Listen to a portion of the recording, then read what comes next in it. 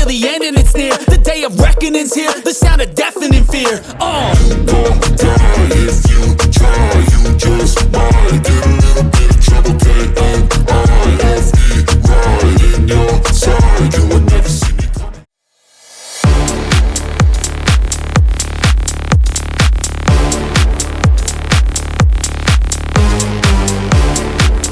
Bro. So it's more interesting than playing golf. What can I say? Yeah, I mean, there's worse ways to go about retirement, right? Yeah. Way worse. Maybe more healthy, but way worse. Yeah. Wow. Well, Trey, dude, that's the Meadow. Awesome. That was awesome, brother. Like, my mind's blown. Absolutely blown. Cool thing is, I'll be there on Thursday. We're heading back on the 15th. Heck yeah. Awesome. I'd love to hear about what happens.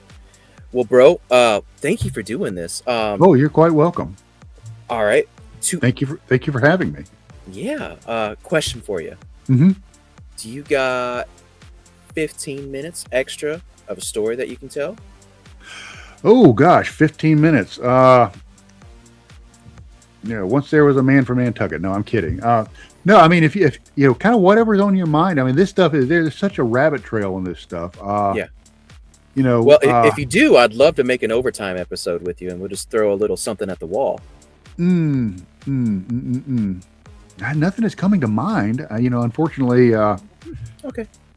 I wish I could. I just can't think of anything.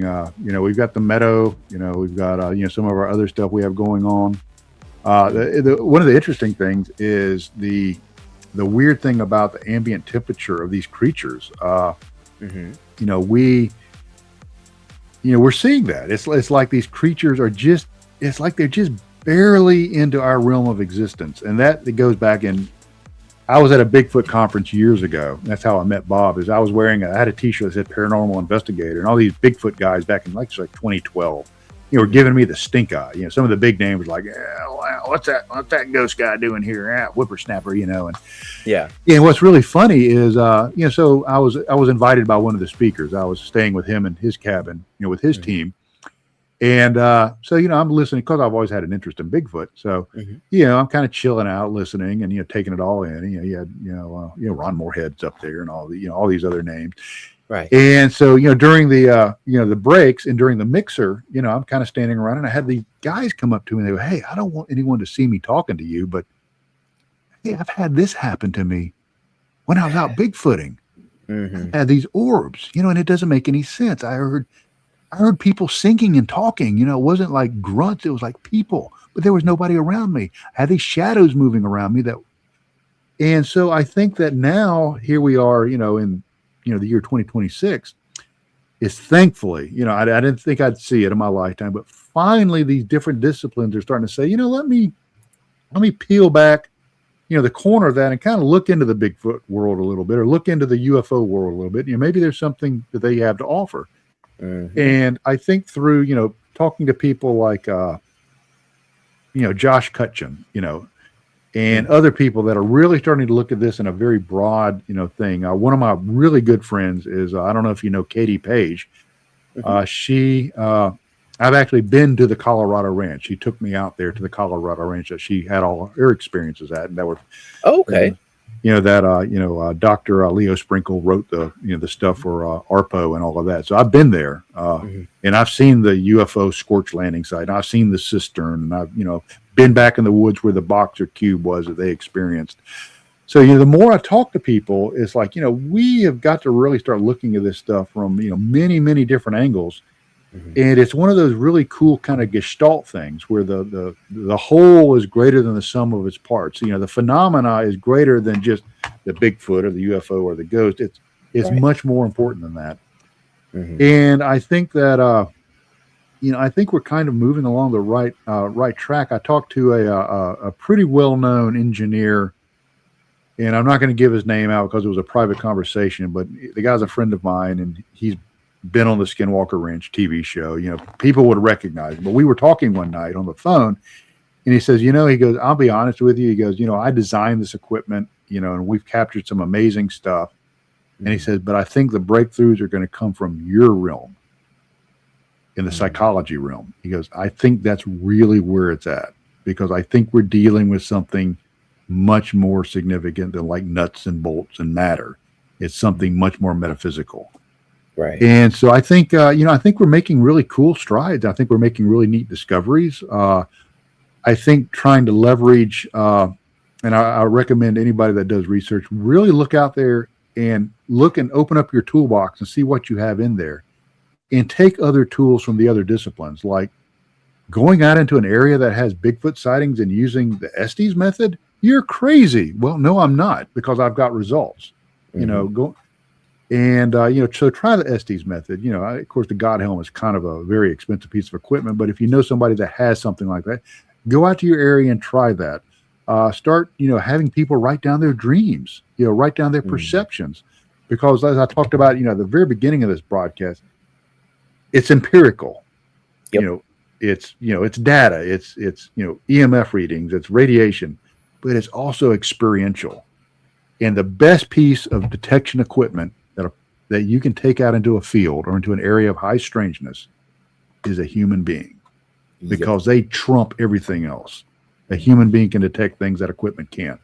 And listen to the human beings and don't discount them, because everybody's experience is their experiences.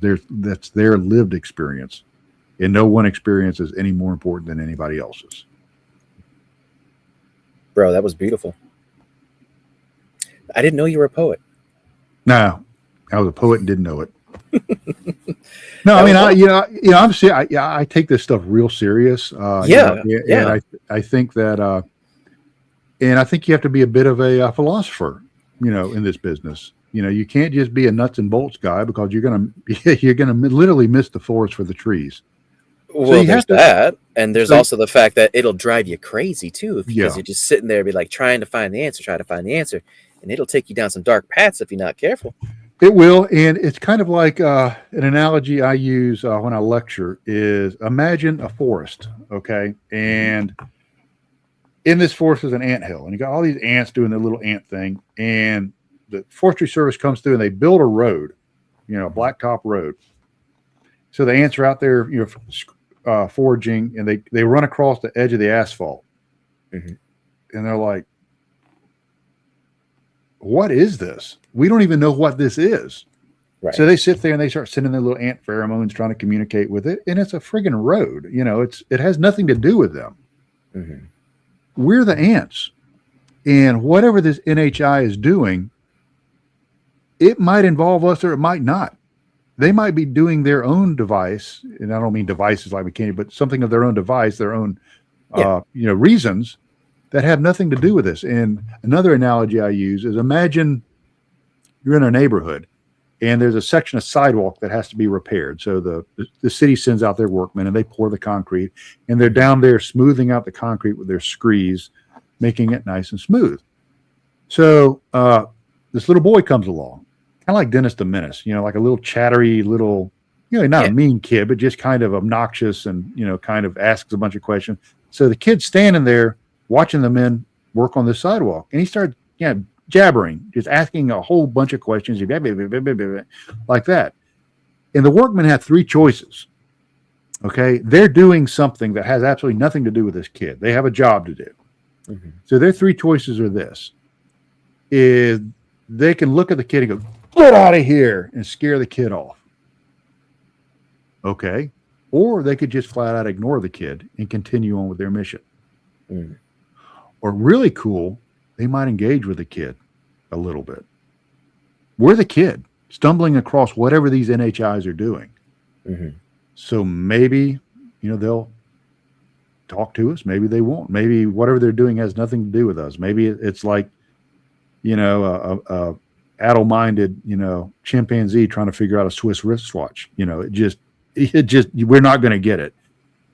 And, that kind of goes back to some of the stuff we did with Estes. There's one session in the Estes we did where, when I start asking questions about specific phenomenologies, electromagnetic fields, microsingularities, things like, relativistic sinks, stuff like this, it starts getting really agitated, like it doesn't want to talk about it. So, maybe we're getting too close to the truth. And that's what this place does, is when you think you about, have it wrestled down and you kind of maybe understand it. No, you don't. It'll throw you something new. Right. Well, bro, that's awesome. That was amazing. And thank you for the extra little bit there. I'm going to make that you're to welcome. an time. I appreciate that. Now let's pretend like that conversation never happened. And Mr. Trey, can you do me a favor? And before we get out of here, bro, can you like plug your stuff one more time? Tell the people where to find you.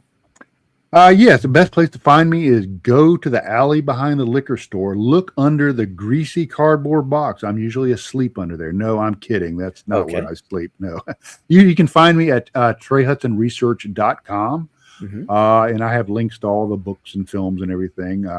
My 2 books are The Meadow Project and Return to the Meadow. Both talk about our experiences researching an area known as the South Skinwalker Ranch. I think it's pretty cool. There's a lot of neat stuff in there. We just talked about some of it. Right. So that can be found on Amazon, or you can go to my website and there's links there. You can type in Trey Hudson in the search bar on Amazon. The books will come up. It's in all the formats, ebooks, audiobooks, all of that. You can also go and take a look at the film called The Meadow Project, where you actually will get to see some of this stuff. And that can be found at merkelfilms.com. You just go to that website and you'll show films and click on Meadow Project, and it'll show you how to download, purchase the film, and watch it in the privacy of your own home. Speaking, I speak all over the U.S. Coming up soon is the premiere of the Relics film The Vanished. That's coming out really soon, so I will be there on the 31st of January in Gardendale Civic Center. So I'll be there. Just what I tell people is Facebook, Trey Hudson-author. I'm pretty approachable. If you got something to say, just come up and say it. Heck yeah. And I can say that, you are a very tall person. You're very hard to miss, but you're also pretty cool. Real talkable, thank you. Real personable. Bro, I love hanging out with you guys, man. I had such a blast, and I'm so jealous of some of the equipment that you guys can deploy. Yeah, we've. Oh, Lord. Yeah, and that's why I tell people, buy the doggone books. We're self-funded. It's like all the stuff we had laid out was privately purchased. It's so if you can help put a little money in our coffers, like the God helmet and the thermals and night vision, and all that's that's all out of pocket. So buy the doggone books. Tell your friends. Tell your mama and them. Well, with that being said, man, I appreciate you so much, and just hang out for just a second, and I'll be right back in the green room with you. Okay? Sure. Thank you. Thank you, bro. It's too late.